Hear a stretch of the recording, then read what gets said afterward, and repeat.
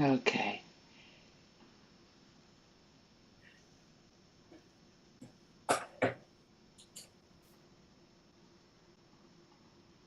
Okay, wonderful.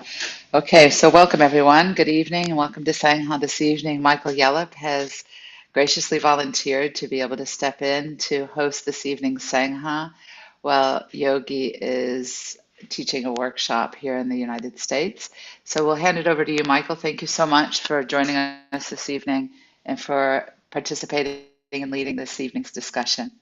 Welcome, Thanks, everyone. Michelle, and welcome everybody. And I hear it's going very well in America for Yogi and yourself, so well done. It's a great place to live and work. I spent quite a bit of my life living in New York, as you know.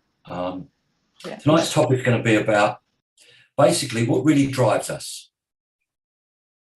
It's quite interesting, and we're going to be talking about beliefs. A lot of the time, we're not quite sure where our beliefs come from. We've got, and they show up in self-defeating ways, even if we're conscious of it or unconscious of it. At any given moment, even the second that Michelle said that Michael Yellop would be leading this evening, a set of beliefs would have come up. It might have been, well, what's the point? I was looking forward to seeing Yogi, or, oh, this could be interesting. It might be something I've not heard before. Whatever that might be, that inner dialogue, that inner voice would have been triggered. And that triggering sets the tone for our behavior. If that would have been a positive, oh, I'm really interested tonight, it could be very, very, then I'm very conscious of what I'm going to be doing, what I'm going to be talking about. If it was, oh, I was really looking forward to Yogi tonight, it could be, well, I'll stay on for 5 or 10 minutes, see what he says, and then get off. But in that moment, that will tell us the pattern of engagement with me on the screen this evening. So that's a basic framework of what we're going to be talking about in much more detail. But the first thing is identifying self-defeating beliefs. What are they? Where do our beliefs come from? It's said, the Jesuits said many, many years ago, in fact, 400 years ago, give me the boy below 7 and I'll show you the man. Basically, what they're saying is a child below 7 lives in a theta state and delta state, which is almost a hypnotic state of mind.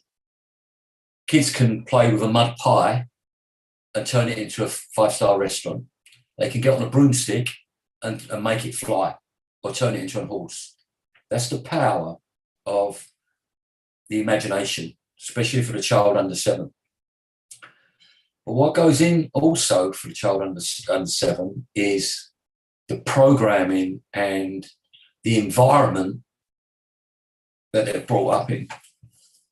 What we fail to realise or fail to deal with when we're at 30, 40, 50, 60, 70, that early programming at certain times will show up and sabotage our success. And if you can imagine an iceberg, at the top of the iceberg, you see what it might be 500-600 meters tall and about 500 or 600 meters wide, but it's 3 or 4 times larger what sits under the surface. And that's exactly the same with our limiting beliefs. They sit under the surface, or self-defeating beliefs. They sit under the surface of the subconscious mind, which then drive our behaviors and are hardwired into our central nervous system, which then creates patterns of behaviors. Have you ever wondered why something might go wrong and you get overly panicky, overly aggressive, or overly passive, or passive aggressive? It could be any number of behaviors, and ever thought, that's not serving me anymore, that behavior.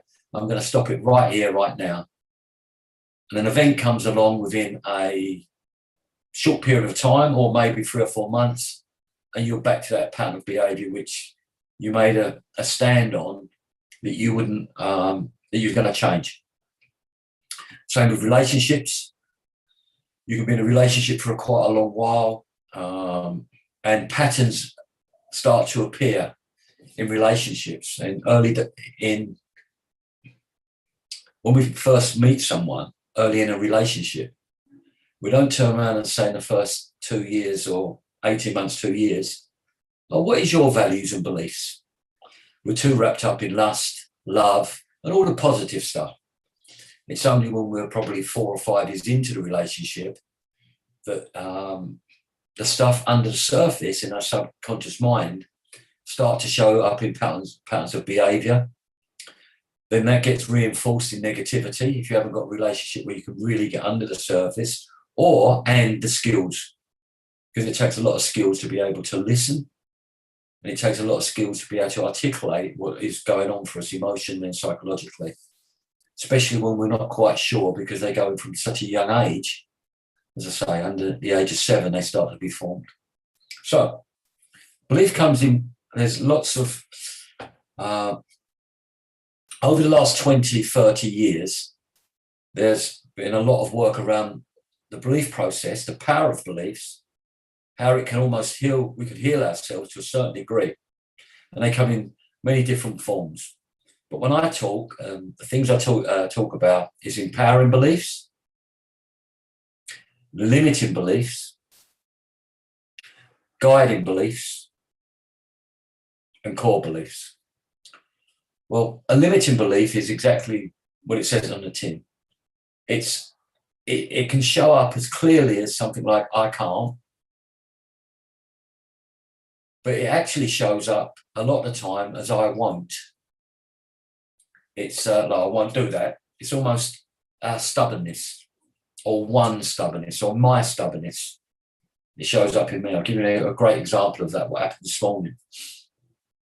And then the mind quickly turns it to I can't. Or I can't is turned to I won't. Because it feels safer. Because we can come from the ego, we can come from stubbornness, we come from a standpoint.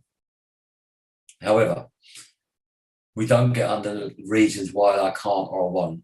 And if we start going into the subconscious mind, what we tend to find is there's a set of behaviours and a set of beliefs that was early formed, what create the fear, because the beliefs create the emotion, not the other way around, to stop us moving forward. An empowering belief, again, is what it says. It's an I can do belief. It's I can do this. And you've got to bear in mind, we have a balance of both beliefs. It's not all or nothing. It's just in key clutch moments of our lives, and the success that we deserve and the happiness and the joy we deserve, sometimes somewhere along the line, it's then when then beliefs show up the most, when we get to the edge of our comfort zone, when we get to the edge of that might be being vulnerable with a partner, that might be more tolerant or patient with a parent or a child. At that edge of our comfort zone, that's when they show up. Also, we have guiding beliefs, which are behavioural beliefs, and we have core beliefs. And core beliefs are, I'm going to give you a little bit of example of mine, of a few core beliefs, but one in particular. I'm dyslexic, and I've been dyslexic, obviously, all of my life.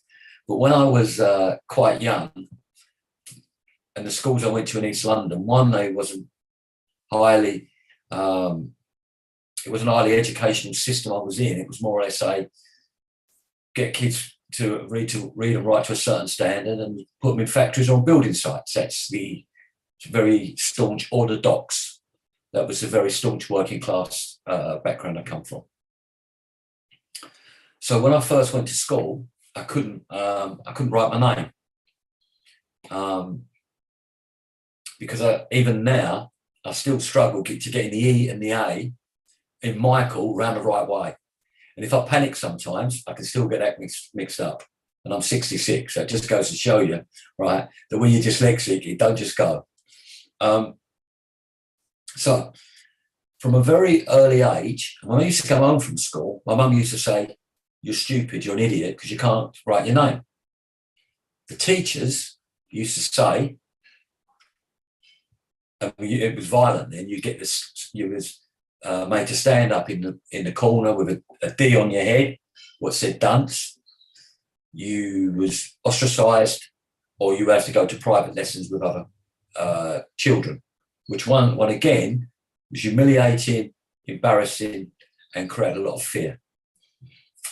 So you can guess one of my limiting beliefs all of my life, or a core belief, what drives the behaviour, was I'm stupid. And that was reinforced by my peer group. Sorry, not my peer group, the people who were supposed to be educating me and protecting me. So from a very young age, and then the patterns which we call guiding beliefs, which are our behaviours. See, a lot of people want to change their behaviours, but don't know how to change their beliefs. If you can't change your beliefs, what drive your behaviours, you're never going to change your behaviours. So I grew up with believing that I was unworthy, stupid, and I had low self-esteem from them beliefs. So therefore, my picture of success was never going to be in the business world. In fairness, through a lot of work and on myself, a lot of self-development stuff, and I'll come on to that in a second. Our yoga, meditation can help us to expand and push us through these limiting beliefs, because some of them sit so deep in our conscious mind, they just show up as behaviours. So from the age of up to the age of 20, I didn't really work. I done what I needed to do to get money, and some of it was on the borderline of what you'd call honesty and dishonesty. But for me, it was all fair game because of my belief process. Then I met and enrolled in some courses where they started to look at what drives behaviours. And through them courses, I started to understand what I know today. And I've gone on to be very successful in many areas of my life, despite my dyslexia and despite my beliefs. To give you some examples of the power of beliefs, we know the placebo effect, and I'll give you some background around that. These documentaries are still on YouTube somewhere. The latest one I saw was about four or 5 years ago, where they took 500 people in the north of England and give them all, they give half of the group a painkilling tablet, and they give half of the group just a blue tablet. And then they monitored the group over a 6-month period.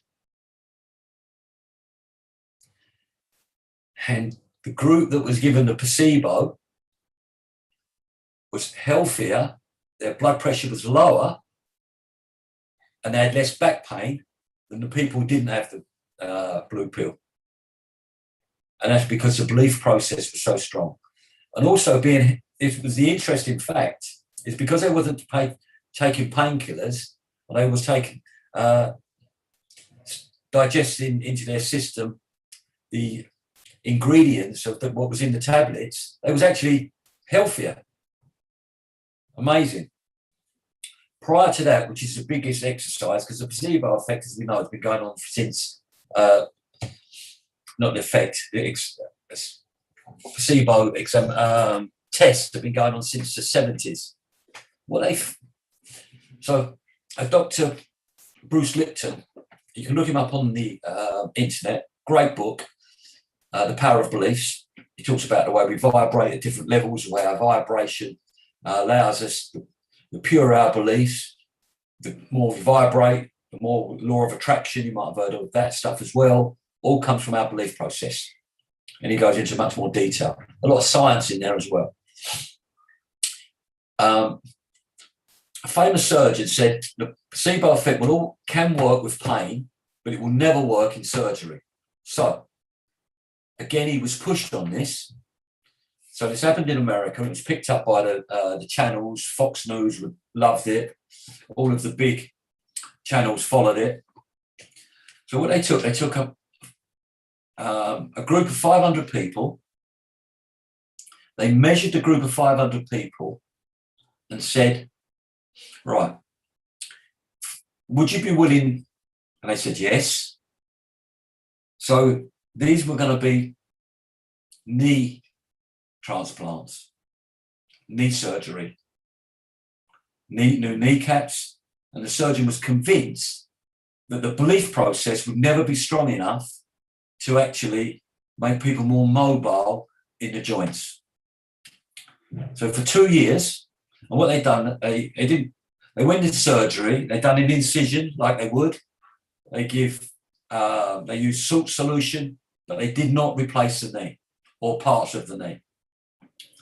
2 years later, and there's some great stuff on YouTube, and there's a guy, again, in his 70s, and he's playing basketball with his his grandchildren.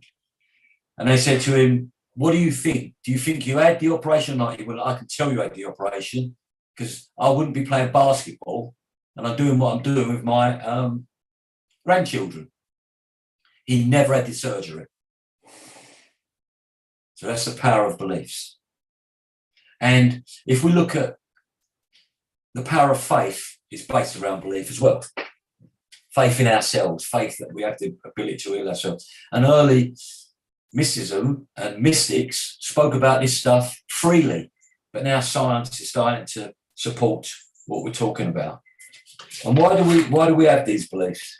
Well, most of these beliefs are to protect ourselves, because I'm going to speak very openly and honestly. In different parts of my life,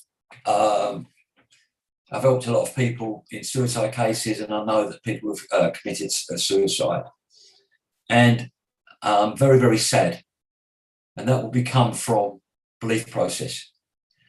And the power of the egoic mind and the power of belief can be so powerful, so self-destructive, so self-defeating, that the embarrassment of living and the pain of living outweighs the pain of dying and taking our lives. And very few people really look what drives us and what drives our beliefs. As I say, they come from early programming. But do we ever sit down and say to ourselves, where did I get my beliefs from? What is my beliefs right now about? We get our beliefs from our parents, from our teachers, from our peers, from our politicians. Even if we believe what they're saying or not, at some level in the subconscious mind, when something's thrown at us so much, some of it goes in. So a lot of the time we're operating from an egoic state where we believe that we're coming out of our own belief process. But unfortunately, sometimes we're coming out of our belief process, we're already pre-programmed. Do we clearly define what success is to ourselves? Or is the beliefs of our success already pre-programmed into our central nervous system, into our behaviours, and we've not articulated what we really want for ourselves in our lives, what is right for us and what is wrong for us, what we love, what we hate, what we're passionate about? Do we really look at that in the depth to make the changes? Because I believe that at some level, all of us would like to make certain changes for the better, to better ourselves. So one of the challenges we have that them beliefs that when in such a young age, still 80% of our behaviours are automatic behaviours, or our reactive behaviours are programmed into us. So what I'd like to do now is just a little exercise. Now, if you're watching on YouTube, please join in. I'd like you to bring your hands apart. So if you can open your hands, everyone, and we're going to bring our hands together and clap our hands together and hold them together as one. I'm going to show you how automatic belief process falls into place, and then we'll talk about how we change it.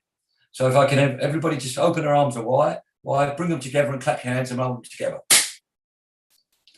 And what you'll do, you'll find that as you lock your hands, if you haven't clapped them, just lock your hands in front of this, guys. This is a good exercise. And what you'll do, you'll have your left thumb over your right thumb over your left thumb, or your two thumbs down the middle.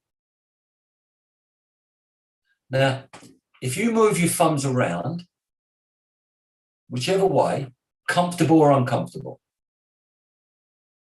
you'll probably find it's uncomfortable. If I ask you to do that again, just bring them together again, automatically, they'll go automatically to the comfortable side. That's our programming. That's our central nervous system decided that it worked for me, because we've all got different ones. I had mine left over right, someone had right over left, someone down the middle. It doesn't matter. That's how quickly your belief process kicks in for your conditioned response. So an event happens in your life, what you like or don't like, and your belief process will kick in. So that's a framework of what beliefs are, what they do, and where they take us. The people we're married to or not married to the point, what we had for dinner or what we will have for dinner, what clothes we're wearing, every single thing, the way we furnish our property, every single thing is designed around our belief process. Everything we do. So, some of the things that we can do to change that belief process. Firstly, it's obvious Yogi's not here tonight, but when you hear Yogi speak and Yogi speaks about yoga, if we look at, I'm going to come into one of the other reasons we have belief process in a second, and how our yoga helps us find our essential I, our spiritual self, whichever way we label that. Because in my world, everything is spiritual. It's just where we are on the scale, good, bad, or indifferent. It doesn't matter. If it's in play in the universe, it's spiritual. That's my belief. And it's only a belief, guys, and it's up to be challenged. So, how do we unwire the hard wiring? Because we all know the mind doesn't sit between our ears. That's our brain, which is an operating center. And as you probably know, when they operate on the brain, and this was discovered in the 60s as well, they can go into the brain, and you don't need deep anesthetic. Yeah, you can be still conscious. And somebody said, right, as he was operating on the brain, he moved. He touched a part of the brain and moved the arm. As he spoke to the patient, he said, "Can you stop me?" And he stopped him. So we have our thinking process a lot of the time is outside of our brain, but we're not aware of that. So therefore, how do we unwire the belief processes that's hardwired into our system? Well, why yoga and meditation can help so much, along with other things, but yoga one, because yoga works much deeper than most exercises, but all exercises, as we know. It works much more on the central nervous system, where this stuff is hardwired into almost every cell of our body is a thinking center. And it holds samskars, traumas, whatever we like to call them from the past. They're firmly held there. So when we do yoga, two things happen. One, in the postures and the movements, we start to move our central nervous system. But two, the other part, it helps with our belief process.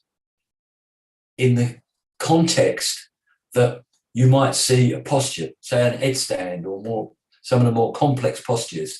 And first that little voice goes, I can't do that. And what it generates is fear. I believe there's only real two emotions, fear and love.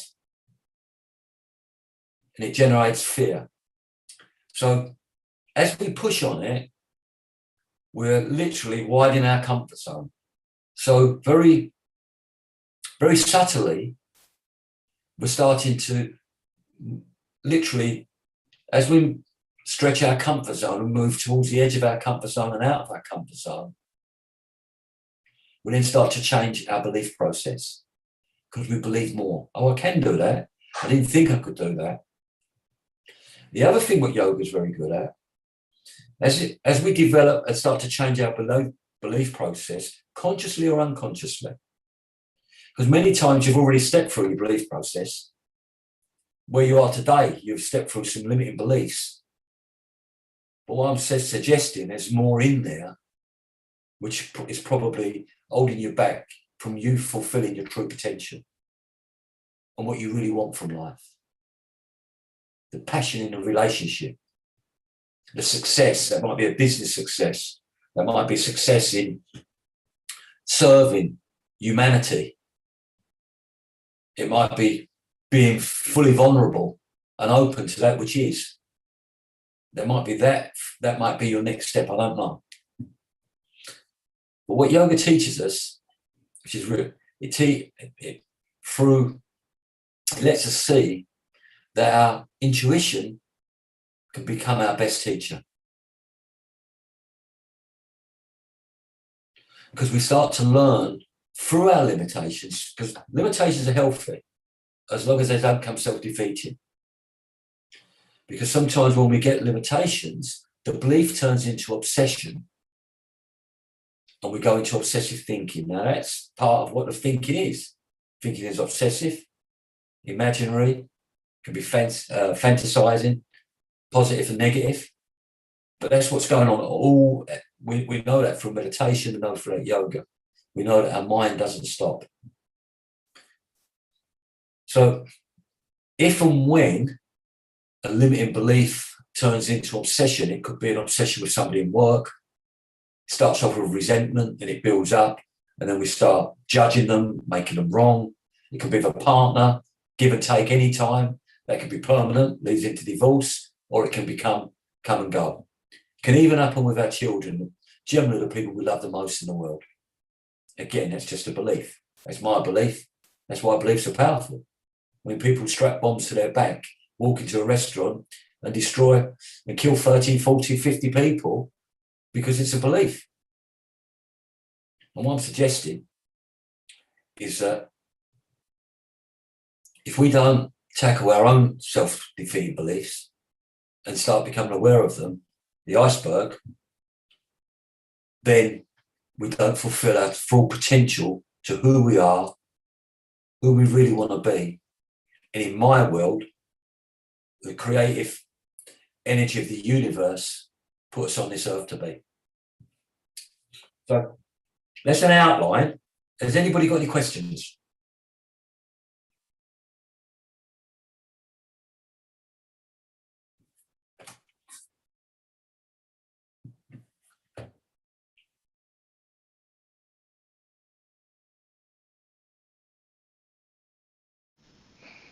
No questions on YouTube at this time. Okay. Guys on screen, any questions? There's a lot to digest there. Please, my friend.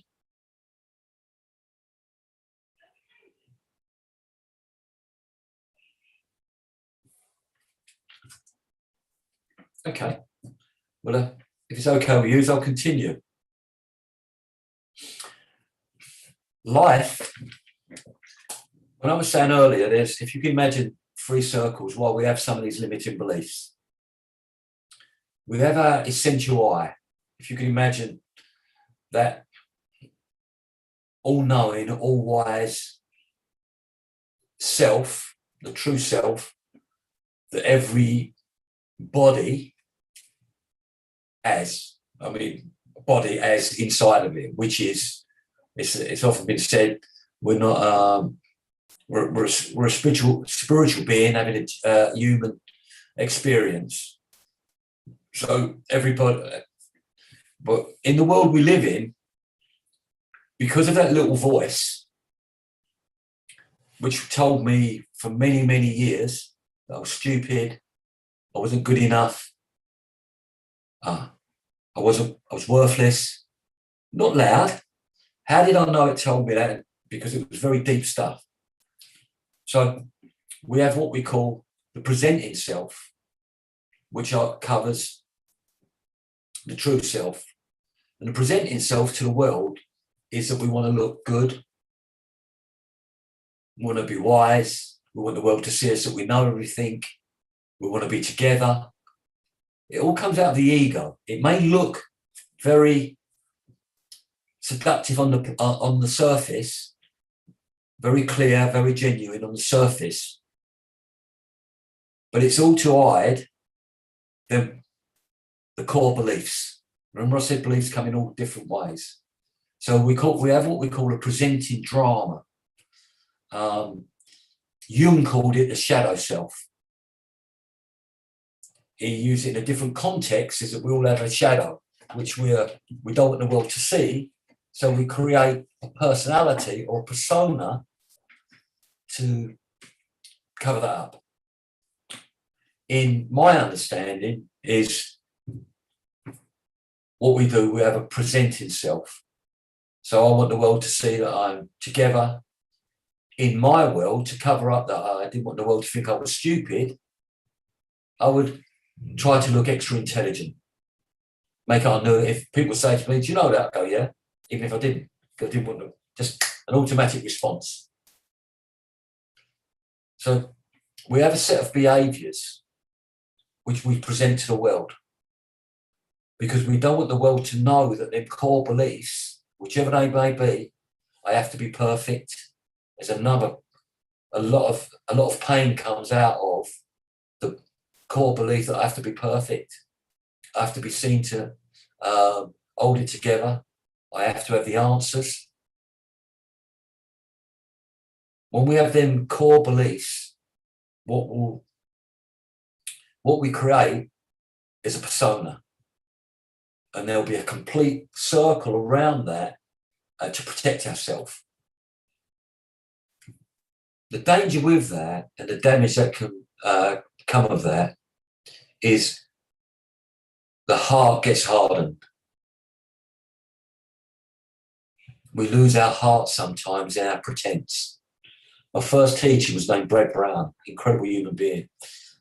He come from the same great country as Michelle, incredible teacher. And he said, life is always calling us out to three things: from our pretense, to our authenticity, to our lovelessness, to our lovability, and to our falseness, to our deep truth about who we are.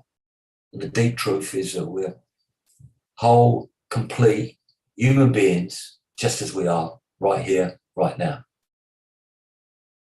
But a lot of the time we forget that. So we have this outer circle, and in the outer circle, that's what creates this. When we harden our heart, we become less, I'm not saying kind, but become less compassionate. Our compassion comes with a conditioned compassion. I mean, we'd have to have ice in our veins if you can't look at a TV and see a starving child in Africa or someone suffering in the Ukraine and not have compassion. But can we have compassion for someone who's standing in front of us full of anger, resentment, fear? Can we have compassion then? And that outer circle, that pretense, that persona we want to present to the world, to let them know that we're always all together through the core beliefs. That's why it's so important to find our core beliefs, then we can change that outer behaviour or whatever the self-defeat behaviour is. Because when we go further into it, we see that once we get through the two shells and start to realise our true self, then we're acting from the spirit. And where, for me, where yoga and meditation, especially yoga's teachings, because for me, there's a level of gentleness and there's a level of deeper understanding into yoga's teachings and other teachers I've come across. That's just for me, that is. We start to notice. Look, there's a push here.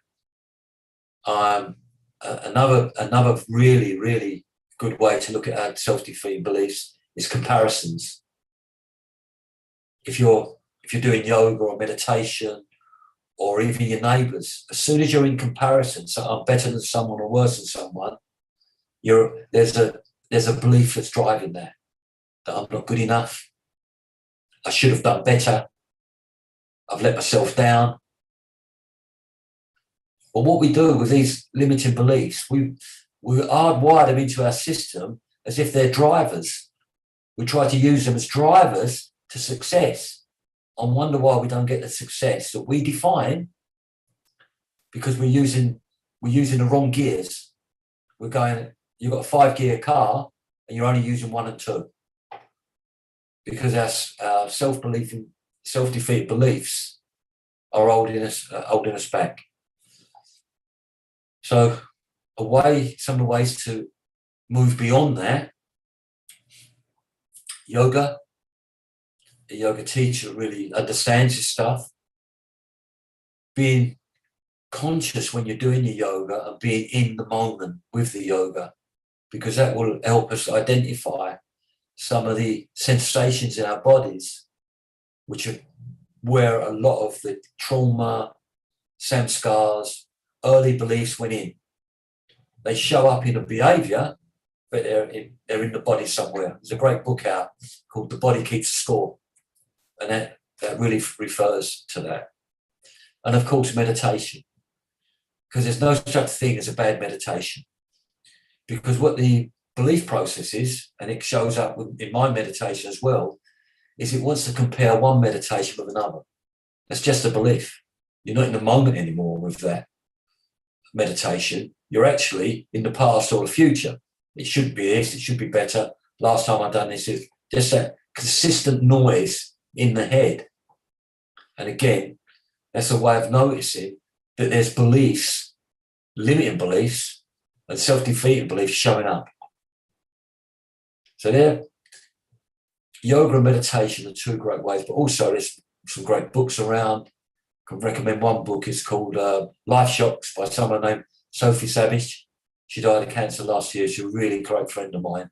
We both had the same teacher. She wrote a book on this stuff and the self-defeated beliefs we can walk through. Also, there's a great book by Bruce Lipton, and you can look him up on YouTube. He done some incredible work in the 90s, and the medical, when he said about healing yourself through belief processes and how powerful it is, the medical profession thought he was insane. And now in the last 10 years, the medical profession has picked it up, the power of beliefs, and how they can literally almost change our DNA.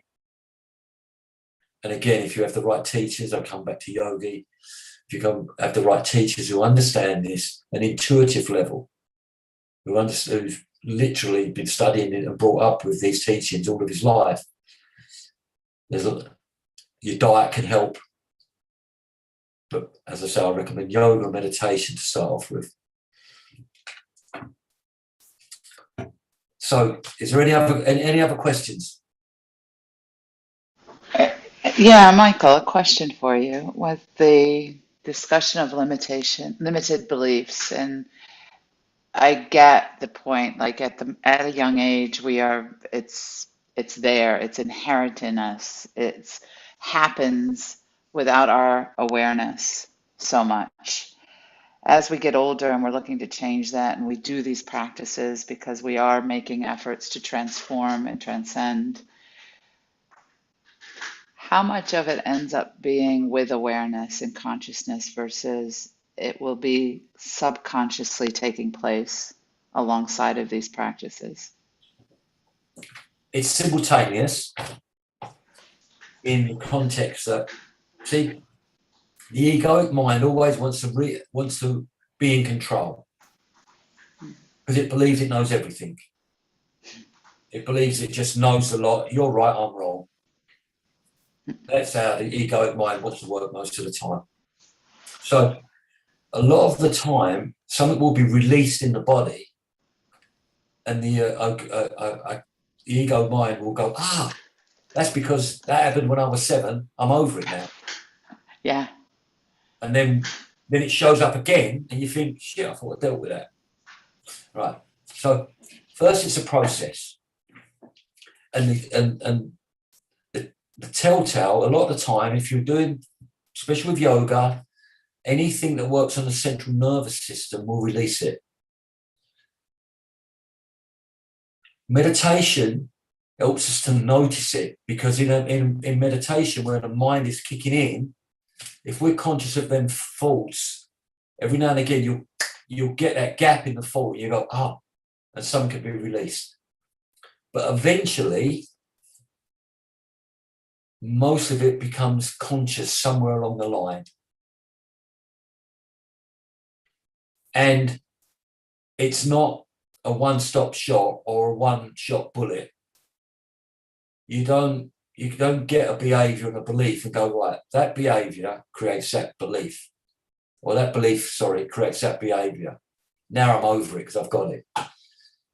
What really works is, I said, places things like yoga, especially yoga, because once we get the belief and start getting the understanding, it starts working it out of our central nervous system. Because once you understand and you get an understanding of where the belief comes from, because it's so hardwired to our central nervous system and the neurons in our brain, we still have the reactivity. Do you remember when we put our, and I said, do it, yeah, if I ask you 2 minutes time, you do it the same way, it becomes comfort. That's where yoga helps to unravel it, because it helps to take it out of the central nervous system. So simultaneously, you release it from your unconscious mind and your conscious mind. A lot of it can be released because you'll know a shift in your body. Sometimes the body will tell you much more than the conscious mind. You'll go, I felt something go there, and I felt something. And the conscious mind's going, well, what was that? What was that? What was that? Let it go.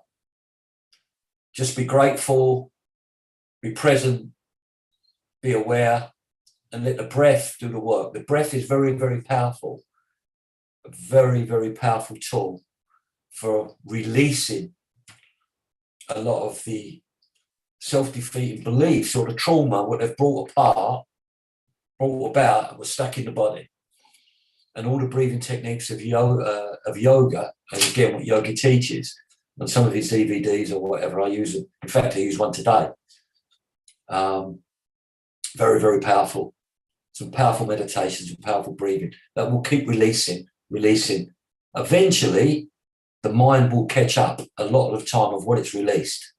But my first teacher, Brad Brown, said to me once, I said, but my mind's not caught up with that yet. He said to me, hopefully it never will. Because as soon as it catches up, it'll make judgments about it and make a story up. Because that's what the mind does. It don't stop. People don't realise a lot of the time the obsessive mind is just a paradox or a flip side of a very disciplined mind. Because the cognitive workings of the obsessive mind is exactly the same workings of a very disciplined mind. It's just a way that we start moving that belief process from one part to another. Meditation, yoga, journaling, breathing. If you do breathing exercises every morning, some meditation every morning, and even a small amount of yoga of a morning, if you could make an hour to yourself, because again, when we wake up, the reactive mind is much more reactive, because when we've all of the shocks of the day, all the stuff, all the trauma that's gone on in the day,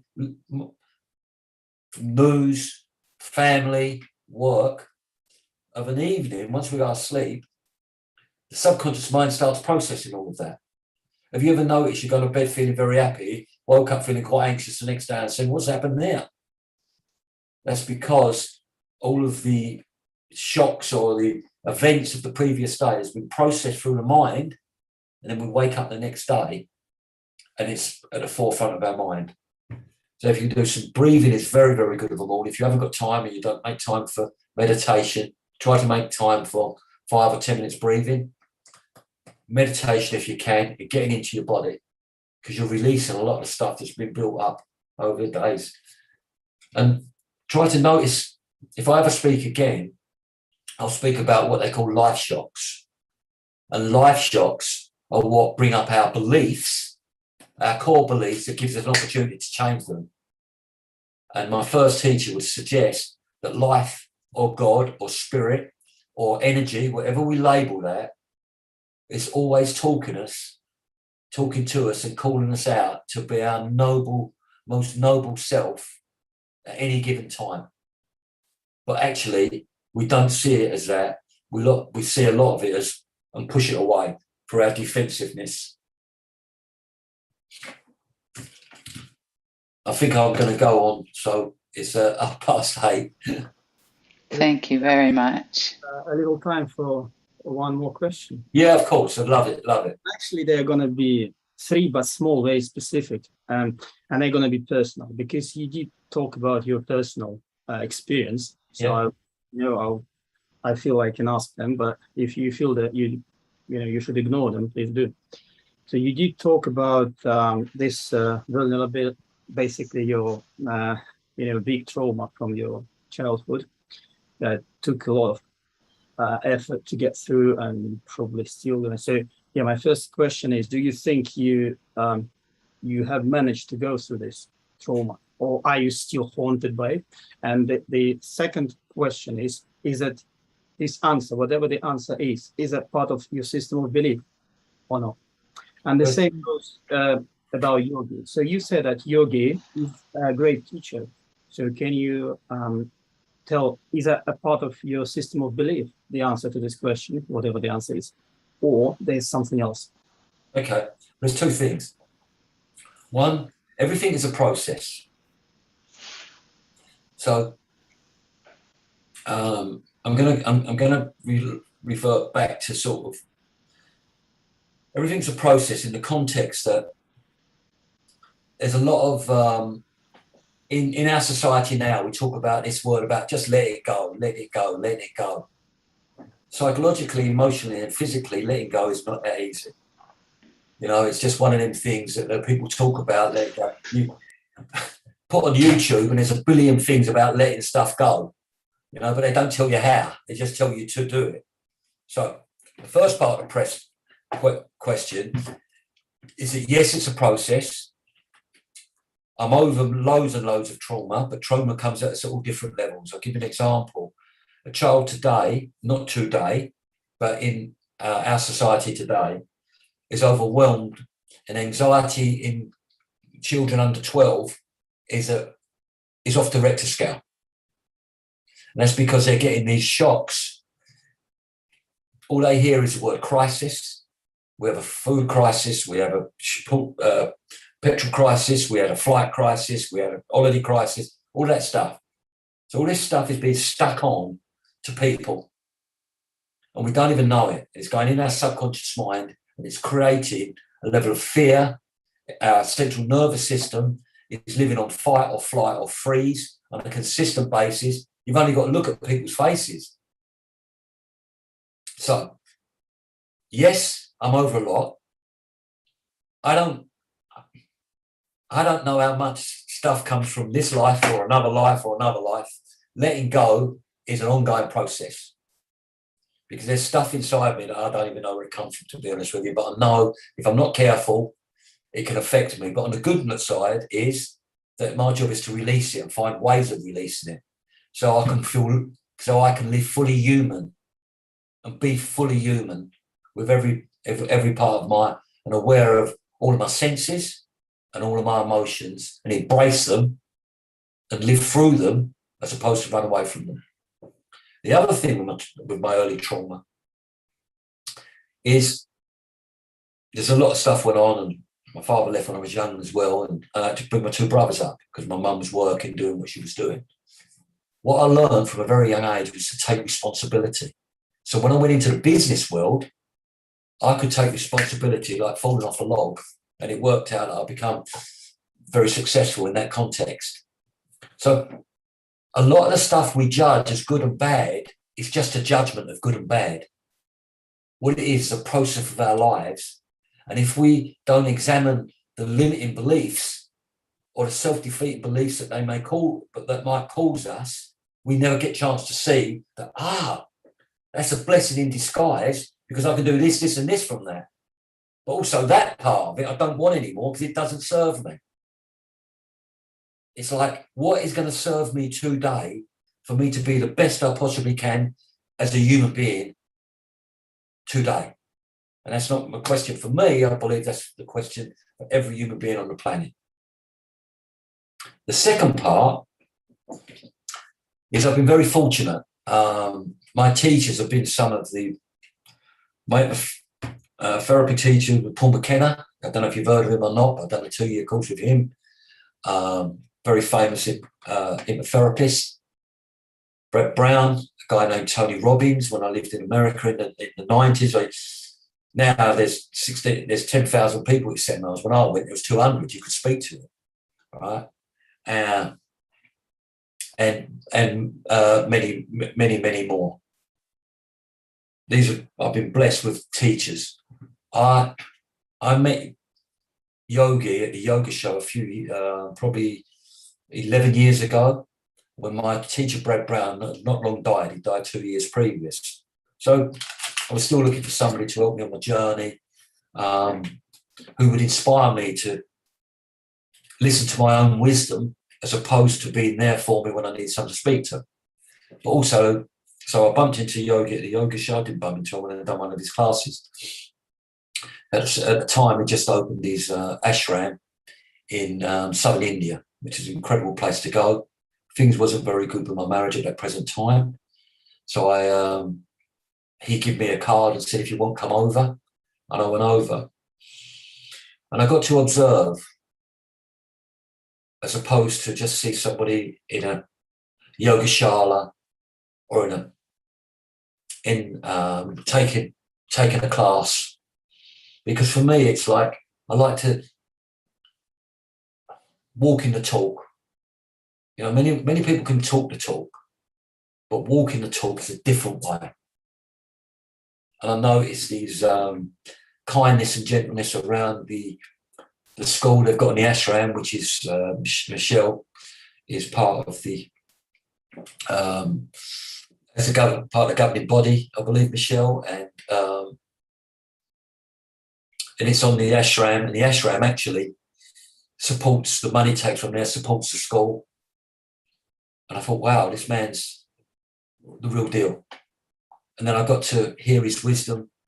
I got to see that from a very young age, through his grandfather. When he's the age of 4, he started to study, or his granddad. His grandfather encouraged him to follow him and to do yoga. We spoke about some of our people I'd followed was Osho, Bhagwan, and Yogi knew lots and lots. In fact, he was his grandfather's friend. And that's when I realised that this guy was different. His teaching, his yoga, his breath work, his meditation, because he'd done a lot himself and he'd walked the walk. So it's important for me to know that. So I don't know if them two answers are helpful to you, my friend. Yeah, thank you a lot. There was a second part. I think that's most important. Do you think that these answers, are they part of your belief system or not? Well, it's rhetorical, actually. So maybe you don't need to go, into detail. No, that's great. But there's two things. There's belief based on a behaviour, and there's an experience. And the two answers I've given you now are my true experience of coming through my belief process. Does that make sense? Now you said that. Now you said the experience. Now you said the feelings because the awareness. So it does make sense to me. Thank you so much. Thank you. A lot of the time, the things is never up for debate. It's people's. Everyone has opinions. What's not up for debate is experiences. If it's my experience or your experience, it's your experience. The experience might have been brought about by a belief process, but that's still an experience. So thank you for asking them questions. Anything else, guys?